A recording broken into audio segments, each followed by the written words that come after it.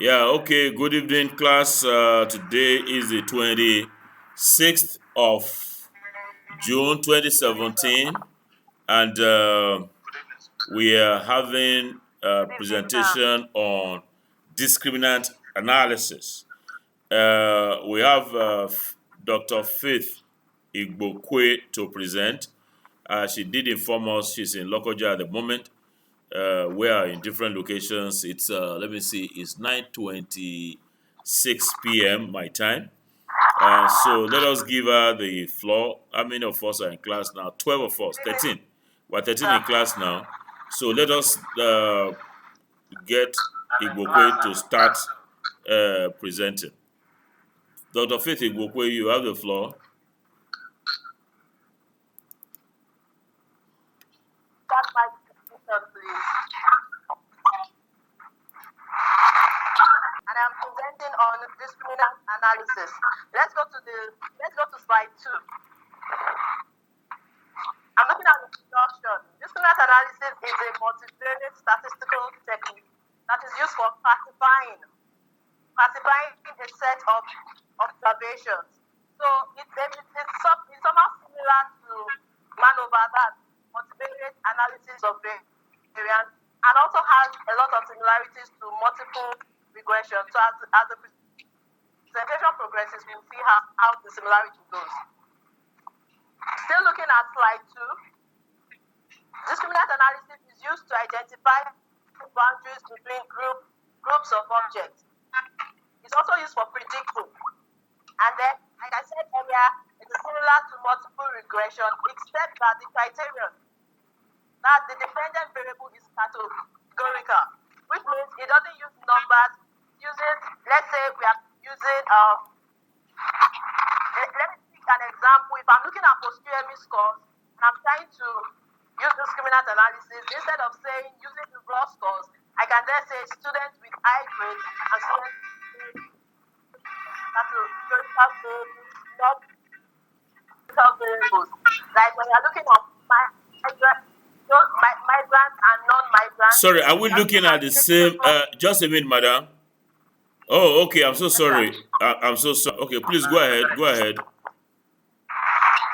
Go ahead, madam. The profit or not making the profit, looking at which customers are likely to buy a product or not. So when you are grouping this kind of variables, grouping into categories, good, it could be bad, it could be high, it could be low. You are looking at, like I used earlier, matriculation, UME scores. Instead of using the raw scores, you'll be looking at, okay, those that have high grades and those that have low grades. Let's look at slide 4. Yeah. The mathematical discriminant analysis have related very closely to maneuver, or it's kind of, so it's a one-way maneuver. It's actually the same thing, but you are reversing.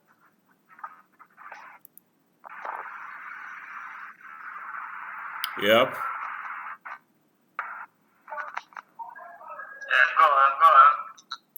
Kennedy, it's not for you to say go on. Kennedy, you have started to be this thing again. But one thing you have to know is mutually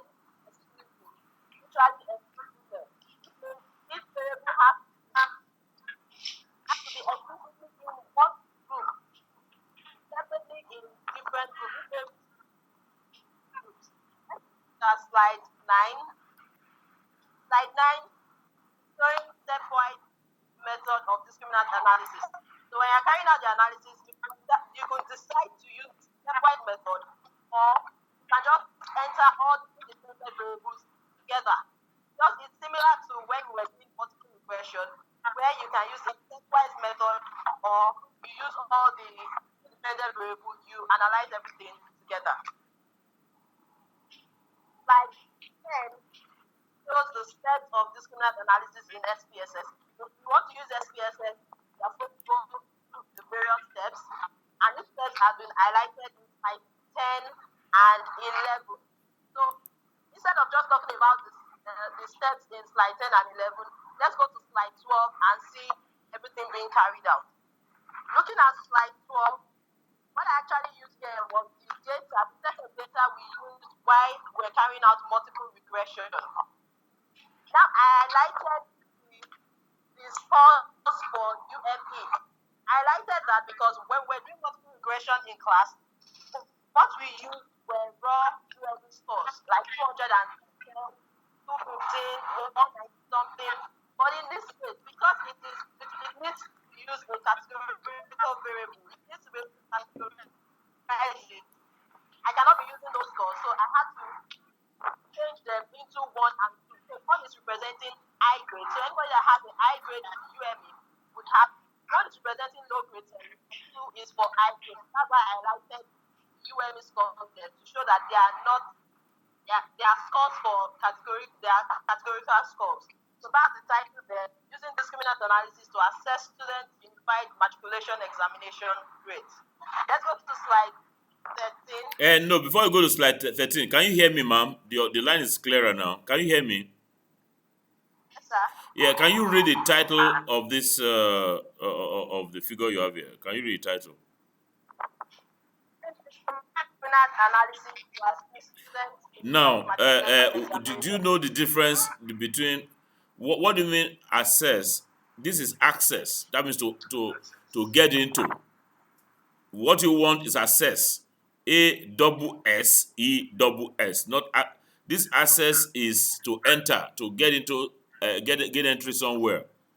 So you are a doctoral student, so you must learn to write these things correctly. Is that okay, madam? Yes, sir. Yes, sir. Do you get the correction? Yes, I do, sir. Okay, that's fine. Please go ahead.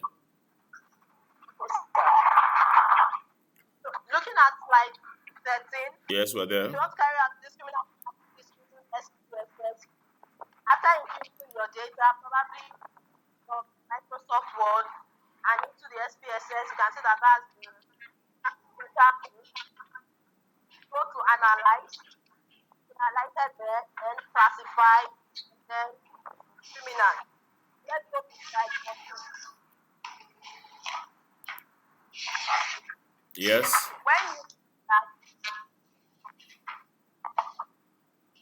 When you've done that, you then have to move the UME into the grouping variables, because the UME in this case is acting as the dependent variable. Correct. Then you then also have to define the range. Define the range. That if you look at the next little box, you can see discriminant analysis define range. I'm using between 1 and 2. So you have minimum as 1 and the maximum as 2. Let's go to the next slide. Yep. After defining the range, you then put in the independent variables which you want to use. After I've used everything, I just decided to use, here I'm using socioeconomic status, I'm using residential status, habit, and text. I'm using about 5. Last one is the quality of curriculum delivery. Yeah. So I'm using 5 independent variables. Then statistics. If you look at statistics, it's been highlighted. So you select the necessary aspect there, which is mean, univariate ANOVA, box M test, correlation, features, and then unstandardized. Then you click continue. Then to the next slide. Yep. Then you also go to classify. Once you classify, you click on the one shown the from group sizes, within group, summary table, leave one out, classification, and then you continue. And also to the next slide, which is you want to click on save, and then you go to save, and then you click on predicted group membership and discriminant scores, and then you continue. So when you've done all that, it's okay. The SPSS will give you all the results, the set of results, which will be interpreted. My conclusion, I said the good news about analysis is that it is not like MANOVA. In fact, in the case of a factor with only 2 levels, it is the same thing. It has the assumptions as MANOVA, multivariate normally cases, homogeneity of group of variance, and covariance. Discriminant analysis also permits the multivariate analysis of variance, hypothesis of test, and that of two or more groups. When you get to this analysis, it is not just going to tell you the significant difference, but it will be able to tell you the group discussing the difference, the level at which it belongs to, if it is high or low, if it is good or bad. And so looking at discriminant analysis, more or less like a combination of multiple regression and maneuver. Thank you very much. Wow, this is wonderful. Well done, well done, well done, well done, Madam Faith Ibokwe. You have done very, very well. Very, very well. In spite of the initial challenge in the internet service, you have come up very, very nicely in the presentation. And we have a fairly quiet class, today. So when you're coming back from Lokoja, buy fish from the confluence town for everybody here. Yeah, that's a good presentation. I can open up with my own thoughts on it. Recall that we have not learned it in class, but you have presented discriminant analysis very, very well. The only thing that is missing, and is a major thing, is that you have done all the analysis. You didn't give us a feel of the tables, the output for discriminant analysis, and that's the heart of the matter. The tables that discriminant analysis will generate based on those parameters that you have selected and how you interpret the tables. She has done very nicely by getting the UME to be classified into two.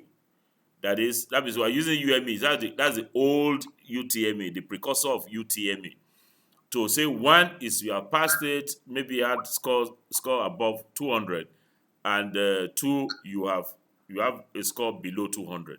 So we see what this discriminant analysis does is to predict, as we learn, group membership. Let me explain in some elementary way. You know that for the multiple regression that we did, we can predict the UME scores. We can predict, say, the CGPA from all the other predictors, and that would be a score.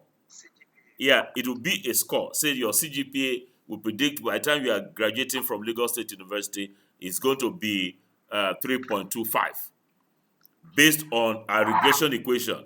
So if you plug in all the elements that you have data on, maybe the sex, maybe the UME score, and the reading habit, and all of that with their normal their beta weights, then you can say, oh, gentleman or this lady, you are going to get 3.22 or something as a CGPA. You see, but for discriminant analysis, or rather, that is predicting the actual scores. For discriminant analysis, you are discriminating, you are predicting group membership. What do I mean by group membership? I mean, in the case of CGPA, you can say high CGPA or low CGPA. You have classified them into two groups. If you like, you can classify them into three groups. So, rather than you predicting actual scores, you are predicting particular categories, group membership. So that is what we missed Madam Igboke trying to give to us. I mean, the tables. It will give you tables which will show, like she said, the discriminant function and all the other variables, and then let you know that if you're looking for what Kennedy, if he was still an undergraduate, what he will score as CGP or the group that he will belong to, with all the parameters, then be able to say, oh, you belong to this group or you belong to this group, rather than to say you're going to end this score or not that score. So that is what I found missing. You missed between your last but one slide and last slide, you missed some, maybe like 4 slides, which will have the tables that will be explaining to us what the output is from the analysis and how you interpret the table and how you report the table. Because you have to report, you have to test. I mean, you have a research question. The one we are going to use in class when we meet sometime will be predicting a successful vice chancellor from all the other parameters that we identified earlier. So that would be what my comments will be, my observation, and I summarize by saying that it's a very, very, very good effort. So let me go across the table now to find out whether we have a question or two for Madam Faith Igbokwe. Gbeleyi? Yes, sir. Yes, question? My question, I was from the slides presented. Yes. And from the previous slides that we have been having on this lecture, we've been looking at historical perspective. But Yes. we couldn't find none here. And secondly, Yes. I want to ask that is there any range for categories in business analysis? Because you mentioned 3 or 4. Could it be up to 5, 6, or how many? Yes. Good question. Very good question. Alabi de Mary Olayanju. Okay, Mary Olayanju. Alabi is not set. Mary Olayanju, yes. Yes, sir. My question is on slide 5. Yep. I would like her to explain the diagram further and to also distinguish, because with respect to maneuver now, when you talk about maneuver, Yep. you have more than a dependent variable. But what she has used, I would like her to just put more light, the differences and similarities between maneuver and discriminant analysis. Okay, that's very good. Very good. Thank you. So Shino, followed by Francis. Okay, Francis. All right, both of them are not set. So let me take Johnson Famuyide. I'm set, sir. No, you are not. Johnson Famuyide. I want to ask her that what happens if the data they are not mutually exclusive? Okay. On slide 8, she Yes. said part of the assumption is mutually exclusive. Yes. Okay. So I want to ask, what of if it is not mutually exclusive? Does that mean we don't use discriminant analysis? Yeah, okay. Make a note of that, although I can help you out very quickly. Yes, of course, you can't use it now. You have to be exclusive. It's either you pass or you fail. It's either you are a vice chancellor who is successful or not successful. So it has to be mutually exclusive. You see, the discriminant analysis is about predicting into groups. So if the two groups are not mutually exclusive, you have successful graduates or graduates that are not successful, or you have a restaurant that is good, a restaurant that is not so good. So they have to be two. They have to be clear categories. That's what that means. I take on Fakunle now and Omoraka Faith. Fakunle is not ready. Omoraka Faith. Thank you, Madam Faith. My question is on defining rate. If it happens that socioeconomic status is your dependent variable, does it mean that you cannot use discriminant analysis? Because you said the range is only 2. So in a case whereby socioeconomic status is average, low, and high, can't we use discriminant analysis? Very, very good. Very good. That's the same question that I think Johnson asked. No, was it Johnson or Bilei? Yes, Bilei. That very brilliant question. I'm going to see how Igbokwe will answer that. Dr. Mary Adaje, I'm sure you're just coming in. Maybe you have a question. If not, I will go back to Francis. Francis, if you are standing by. Yes, Francis? Yes, sir. Sir, yeah. My question is here on that slide 18. Where the assumptions. And the second point there, it says that the discriminant analysis has the same assumption as maneuver, motivate normality. Then, what type of like that. What is it? That dependent of KB as an assumption. One of the assumptions of that analysis. All right. Let me go back to a few folks that. Oh, sorry, Kennedy. Kennedy, you have the floor. Okay. Iroko Ganiyu, are you there? My question is actually touched by your comments. Yeah, sorry, Kennedy. Your line is wobbly somehow, so we may not be able to take that question. Madam Igokwe, you have the floor to give us answers to the questions.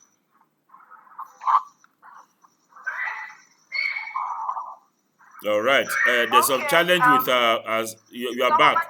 Someone talked Okay. about discriminant analysis and maneuver. I think that's Dr. Mary. She was asking about the difference between discriminant analysis and maneuver.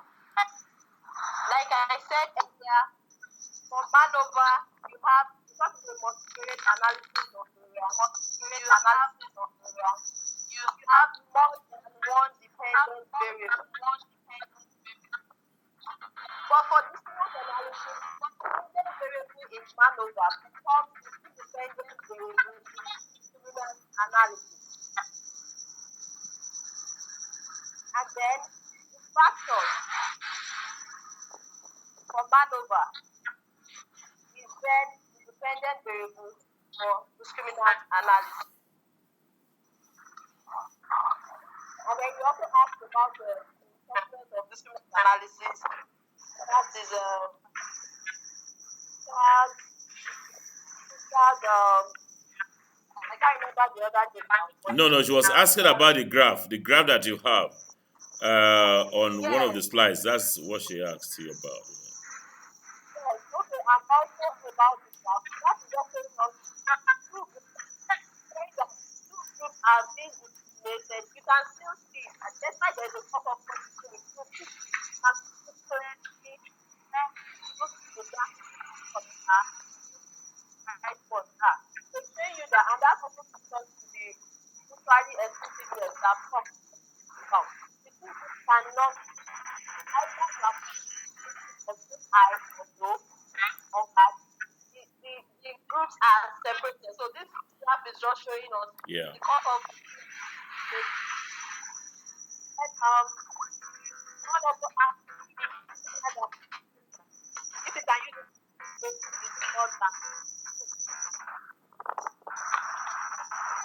Yeah. maximum. So if the range is more than you find it. I have found out my work, actually you and also define my USP. That's where I under one for I, no, two for I. There are three, then if I have I average and I will state it there. Then I'm carrying out my analysis, I'll be able to bring it up. Why it's Okay, thank you very much. I'm sure you got the gist of that answer about Madam Moraka Faith. Did you get the gist? No, I didn't get it, sir. I couldn't hear her. Yeah, she was very. From our end wasn't too very clear. You see, discriminant analysis. If you have the group, so long as they are distinct, so economic status high, average, low, you can also predict into that. We are just putting them into groups, so it doesn't. In our own case, we had UME 1, UME 2. I mean, which are just two categories. She can of course have more, but then you have to define the groups that you are predicting into. In our case, she had for 1 and then for 2. In your case, you can have for a combination of as many as you want. So that will be it. We don't know whether Fakunle is ready. Stephen did ask about, or somebody, was it Stephen or Gweleyi about historical development? I think it was Gweleyi about historical development, which is quite important. Yes, it was Gweleyi. So she did not, but Fakunle did, because I stumbled onto Fakunle's slides and I was able to see some historical thing there, which is important.